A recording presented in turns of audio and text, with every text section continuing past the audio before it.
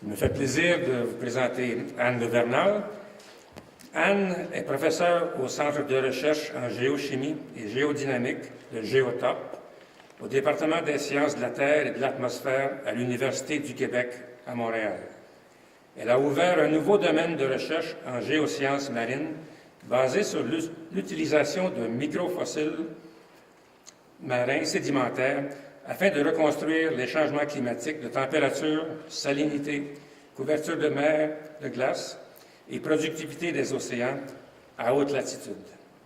She is globally acknowledged for her contributions in marine palynology and paleoceanography. Her work on the role of marine ice cover on the dynamics of climate has had a profound influence on the modeling of paleoclimates. In addition, she has been a real locomotive in the organization and the management of international research programs. So without further ado, I'll let Anne tell you about her research.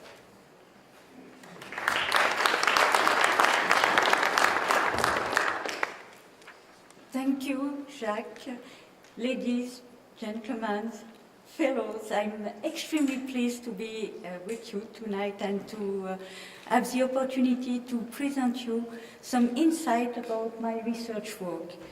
To do so, I will start with a polar view of the Earth, which presents some peculiar feature. Our modern Earth is characterized by something special. This is ice. Ice that is occupying the Arctic Ocean, ice that is occupying some continent, that is occupying notably Greenland. And when looking at that map of the pole, we might ask the question about the asymmetry of this ice distribution with the ice over Greenland that is going far below the polar cycle. And one might ask about the duration of that, the living expectancy of that ice, and since how long it is there. So these are not trivial questions, and these are very important questions because the ice on the Earth is playing an important role on the climate system. It is playing an important role in the energy budget of the Earth, and this can be understood through Arctic amplification. That is an important dynamo in the climate system. And another important factor is the fact that the ice, both sea ice and continental ice, are freshwater reservoirs that are ultimately carried towards the North Atlantic through this route, for example, or that route, for examples, and carrying fresh water to the North Atlantic, modifying the salinity of the surface ocean, the density, the convection, and thus the overall circulation. So the ice, the cryosphere, is extremely important in the climate system, and the fate of the sea ice, as well as continental ice, are questions that are far to be resolved. And I may illustrate this from that picture that I have borrowed to a modeler. This figure shows the extent, the areal extent of sea ice in the Arctic Ocean. And here we have curves that are showing the trends of decreasing sea ice, Arctic sea ice. In red, you have the satellites observation that are spanning only a few decades. And in black, you have an average of the climate models, the best climate models that are used to simulate the future, to predict the future of the Earth. This is only the average, and I can tell you that if you see all the model results, there is a spread that is incredible. But, I'm sorry. But on that graph, you see that none of the that the average is far from the reality, and the models are still not able to capture the Arctic sea ice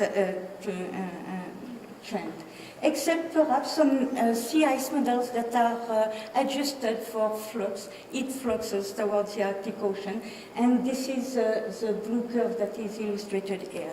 But the fact is there, the community of modelers is not yet equipped to predict what is the fate of the Arctic sea ice, which has an important impact on the climate system.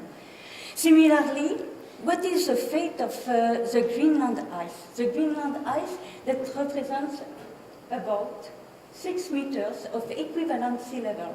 This is an issue that is not negligible for living population along the coastline. So we have only a few decades of observation, thanks to satellites.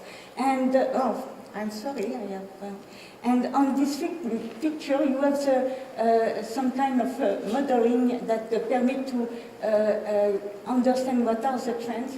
And here's the satellite data that gives a precise picture of what is happening on Greenland, that is losing some mass, some of its mass, and contributing to the rise in sea level. So, in this context, it is clear that the fate of sea ice, Arctic sea ice, is a very important question that needs to be addressed. And the consequence of the fate of this sea ice in terms of freshwater budget and discharge towards the Atlantic Ocean, and the consequence in terms of circulation, ocean circulation. Similarly, the stability of the Greenland ice sheet is an important question. So, to address this question, there are several means, but there is a very useful means, I think, that is to look at what offers the geological archives in terms of climate variability, to look back in time, to look at the extreme of climate that has been marked by the development of large ice sheets over the continent, extreme that were marked by diminution of Arctic sea ice, we may imagine, during climate extreme that are relatively ancient or relatively recent, and this time series of the paleoclimate can provide us some information of the climate variability, about the climate variability, the behavior of the Earth under different climate conditions. And it is also a means to test the climate model under different boundary conditions than the present one. So, this is what I'm doing, paleoclimatology, to try to answer the issues or to document the past climate of the Earth. So, in that graph, you have a summary, a very simple summary of the climate of the Earth over the last 5 million of years. This is relatively recent in the Earth history, but this is showing here, this curve is a proxy for the global climate, the sea ice, the continental ice volume on continent, and the overall amplitude that show that curves represent about 200 meters of sea level equivalent of ice on land or melt in the sea. So this represents a very large amplitude climate variation that is in terms of global mean of temperature about 10 degrees C. So when we look back in time, the modern is about here, and we have to go back in time, down to the Pliocene, to have conditions warmer than present, during a time when the atmospheric carbon dioxide was relatively high, with the values close to 400 ppmv. During that time, forest was growing in the circumarctic, in the Canadian Arctic notably. If we go closer to modern, we see very large amplitude variation in the climate state, and there are a few blips of a few intervals which were marked by slightly warmer conditions than at present, slightly less ice volume on land, and higher sea level. So to explore the climate states under extreme conditions, I'm looking at mud that is collected through filling or coring on board the ships, such as that one that is equipped to do some deep drilling over kilometers below the seafloor. And this is an example of core, of sediment core, that contain the archive of past climate. And you're not specialist of paleoceanography, but I can tell you that most of the sediment that is accumulated, that represents hundreds of thousands years, covers here intervals that were characterized by pelagic flux of relatively warm organisms and pelagic flux characterized by colder organisms. And I do see people who are used to such material see the alternation of glacial and interglacial stage, cold and warm stages. So the recorder, when taking a piece of that mud, we are looking at the recorders, things that are preserved and that can tell you something about the climate state. And my specialty is micropaleontology. And I'm looking at the fossils of past organisms. I'm looking at fossils under scanning electron microscope or other type of microscopes to document the past climate. And the fossils I'm looking at the most are these ones, pollen grains that are coming from the vegetation and that can document the past vegetation, past climate, and the occupation of land by something else than ice, for example on Greenland. I'm looking also at fossil algae of that source that can tell something about the sea surface condition, the sea surface temperature, salinity, sea ice cover, productivity, so that documents the upper water layer. And I'm looking at carbonate microfossils that contain some information about the properties of water mass and the stratification through their isotopic composition. So these are the tools I'm using to go back in time and to reconstruct past climate. I will give you two examples about the work that can be done about paleoclimate. And these two examples will come from, one will come from these sites, these drilling and coring sites that are located in the northern North Atlantic at a location that is extremely interesting with respect to the ocean circulation because it is close to a center of deep water formation, so the place is critical. Also with respect to the Greenland ice, because it is close to the ice margin, and because, as you may see here, this is the Greenland mass balance trend over the last decade. So we are close to a place that is particularly sensitive, at least during the last decades. So in that, at that site, I have worked on the Pliocene and the Pleistocene. This is a summary record of the last 5 millions of years. This is the proxy for climate change, showing the alternation of warm and cold stages. And these are a proxy for the vegetation, pollen grains, and vegetation from Greenland. And if there is vegetation on Greenland, there is no ice on Greenland. So these curves are providing some information on the Greenland climate. And what we may understand from those concentration curves, I'm sorry,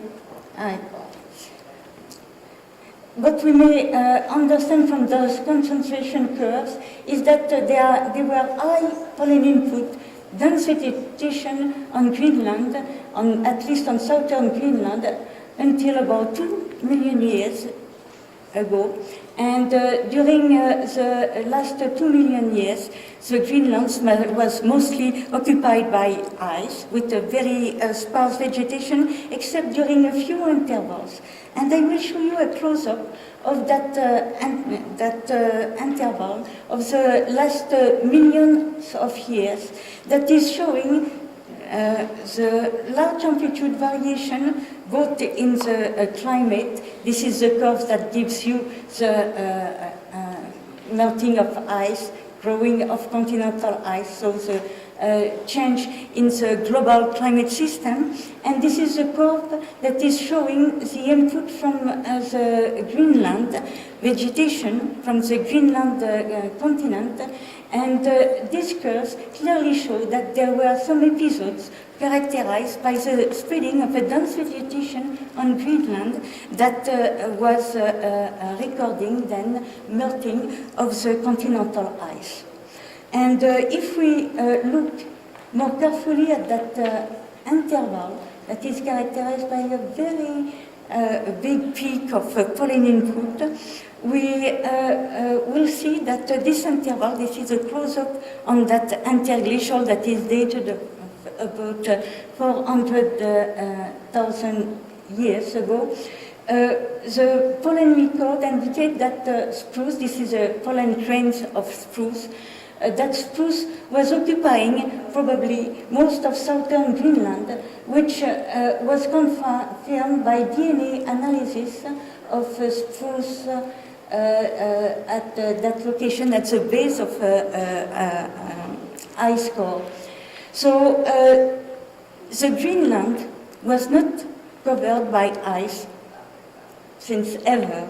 The Greenland is occupied by ice that recorded large amplitude fluctuation. So we can worry.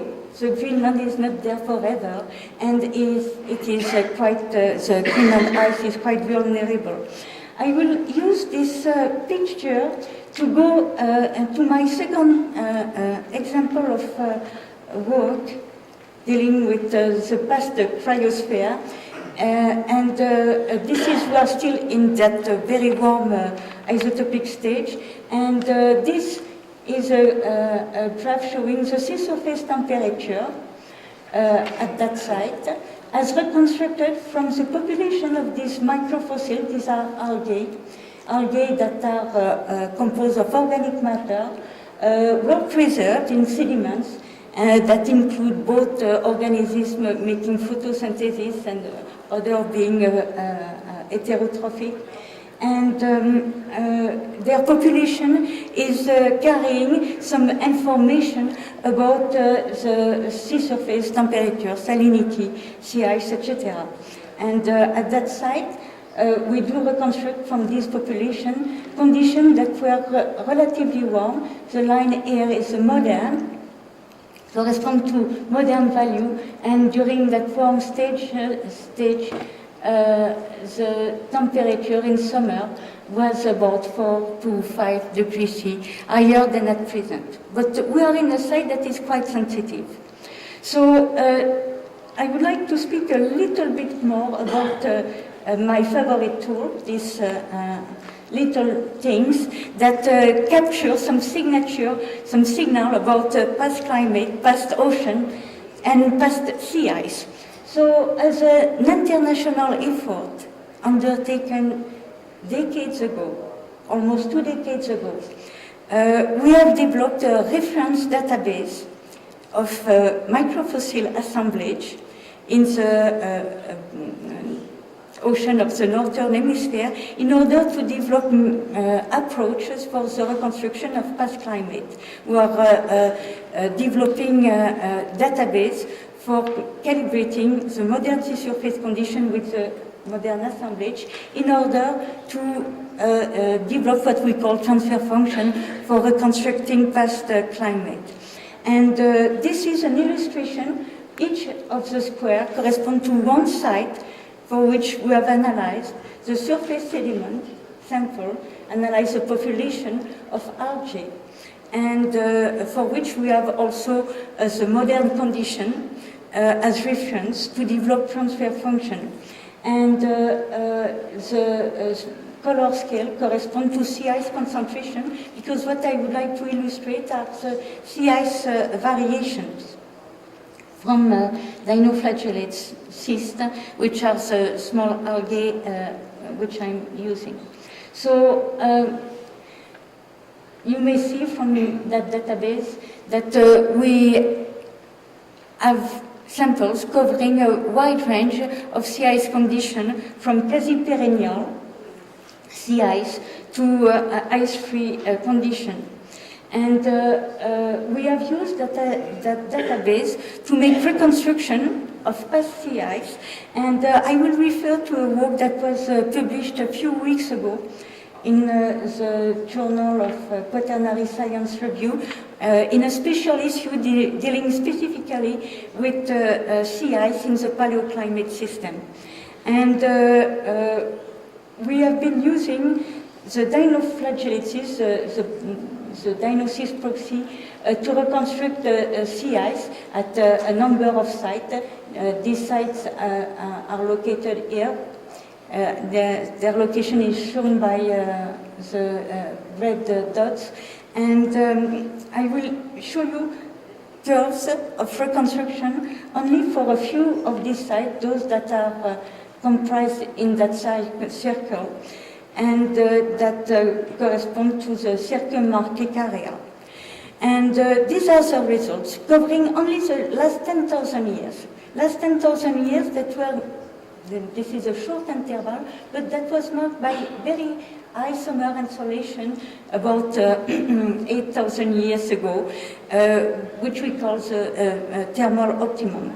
And in that figure, we have the different sites, the time series, spanning from the modern to 10,000 years ago here. And the line here corresponds to the modern value being 1953 to 2003. This is the reference we are using. And these curves are showing the sea ice back in time. The scale is illustrated here from 6 to 8 in concentration, on a scale ranging from 0, no sea ice, to 10, totally perennial sea ice. And what we may see from that graph that is showing a transect from the western Arctic, from the Pacific gateways of the Arctic, Canadian Arctic, to the Eastern Arctic and the Atlantic gateway of the Arctic, is that during that 10,000 years, that interval, sea ice was a consistent, relatively permanent feature in the Canadian Arctic, but recorded large amplitude variation when we were close to the gateways, close to the Pacific gateways, or close to the Atlantic gateways. What we may notice from those curves also is that the variations are almost opposite in both sides of the Arctic Ocean. So the main points from those this figure is that there is a strong regional response of sea ice to climate change. We cannot extrapolate from one single point. And also that sea ice seems to be a resilient feature, at least in the Canadian Arctic Ocean. So this brings me to some conclusions. There are new approaches that permit to extract quantitative information about climate using geological archives. using micropaleontological archives notably. They illustrate instabilities of the Greenlander ice sheet. They illustrate also a high sensitivity of the ocean and climate in subpolar environment. But they seem to illustrate the resilient sea ice, which is a quite puzzling feature. So there are still open questions that require some more investigation, both on the side of modeler, for sure, and on the side of paleoclimatologists. And the program of the forthcoming year, the question I really would like to address in the forthcoming year is how resilient is or was Arctic sea ice under warm conditions, using, for example, the Pliocene that was definitely warmer than at present, and using the warmest interglacial, for which we have some information and some data. Another question I would like to address is how variable is the ocean circulation, especially in the North Atlantic, during warm intervals, and notably close to the Arctic gateways in the northern North Atlantic and the northern North Pacific. So the third question I would like to address, and which is, I think, extremely important, is what were the pre-anthropogenic, pre-industrial baseline conditions, notably in the Arctic Ocean. So I will stop here.